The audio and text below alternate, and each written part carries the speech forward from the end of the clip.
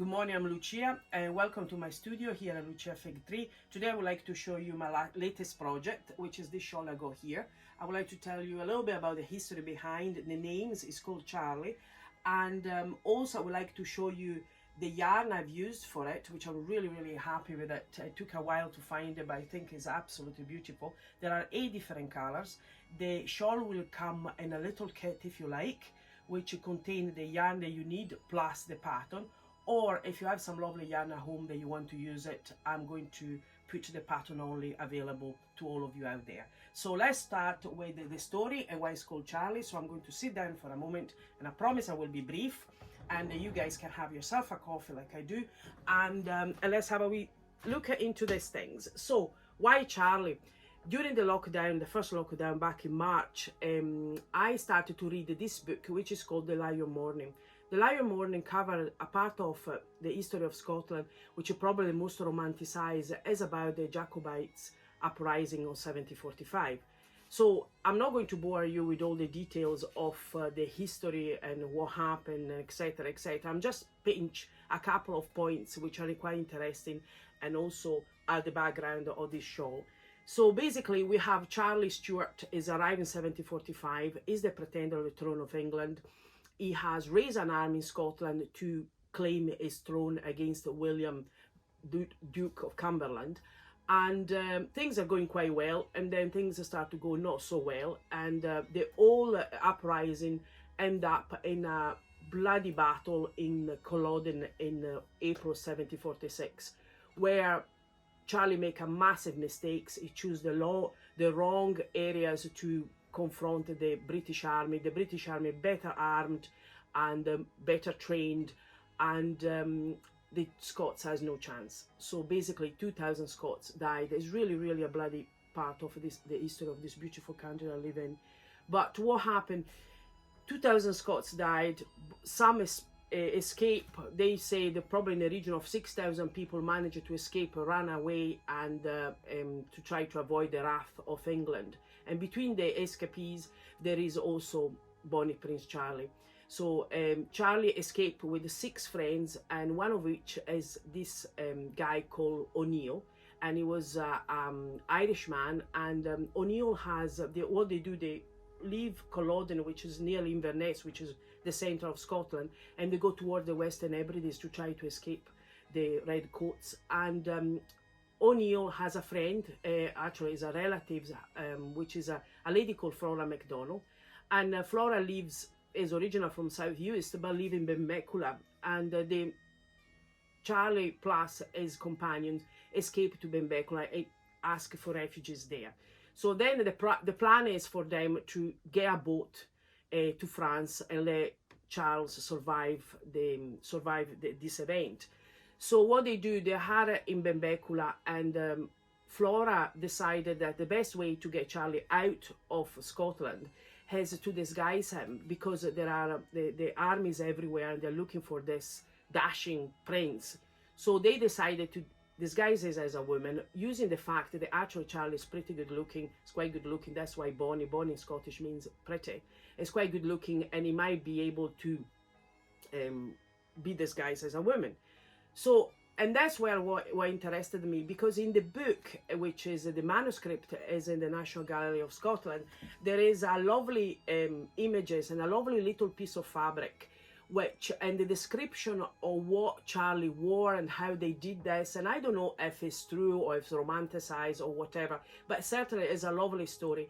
And there is this little tiny bit of fabric, which actually I got a picture of it here of the original manuscripts, which, as you can see, is 1747. And you see here, this is a little piece of fabric, and basically they say that because Charlie was 5'10", they just rustle up a dress for him with this lovely little fabrics here with it's kind of cream with the little kind of flowers and things. And then what they did, at that stage, Flora had a servant in the house, which was a spinster, which came from Ireland. Her name was Betty Burke. And what Betty Burke did, as many spinsters, they just came and did some sort of work spinning the yarn, the best yarn of the different families, and they will move between houses and between clans doing that.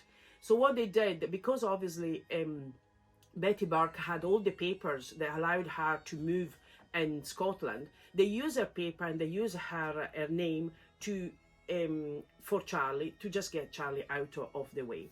And there is also, with the description, there is also of his tights and his lovely attire and the shoes and everything. There's also a description what he wore on his head and the shawl he was wearing. Now this is a lovely other picture of Charlie's, which actually does really looks a little bit like a lady's, as you can see here. And when I saw the picture, it made me think, I wonder, when I saw the picture, it made me think, I wonder what that shawl looked like. I wonder what kind of yarn she used. And that's my imagination started to whirl in my head, and then that's how the shawl came out. Obviously, I'm sure that the shawl that Betty Burke did wasn't crochet, but was knitted, because we know well that the first example of crochet project is about 1823, so we are 8 years behind the schedules. But even if it was knitted instead crochet, it's still a lovely, that's what I try to do. I try to imitate what knitted the shawl will look like. And I liked in the picture all the lovely ruffles here, and which is so typical of the clothes of that time. And so that is why the shawl has as you can see, I don't know if you can see it, but the shawl has a double border. There is one little border here, and then a border below, and has a lovely beading stitch effect, which makes it quite light, and I think it looks really, really nice.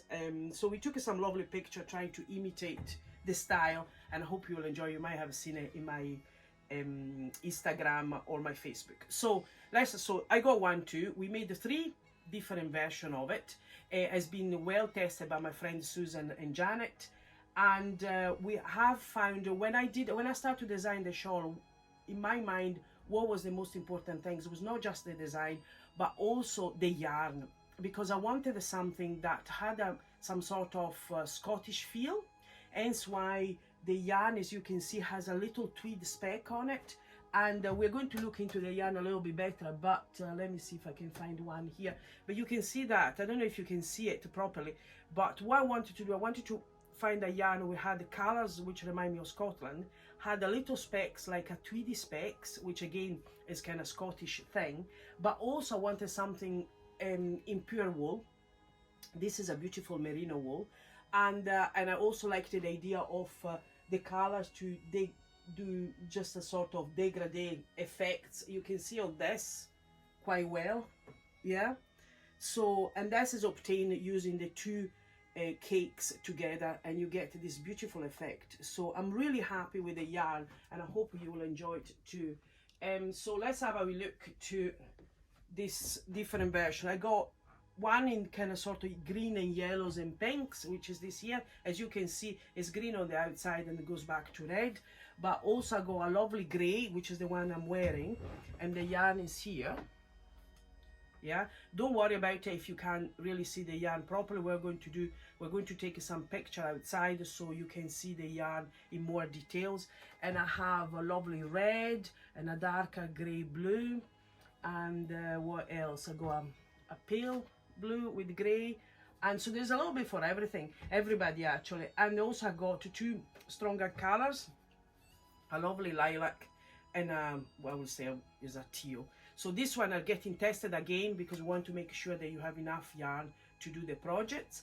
And basically what I'm going to do is the shawl will come on a box like this, okay? And let's open the box. I love opening boxes.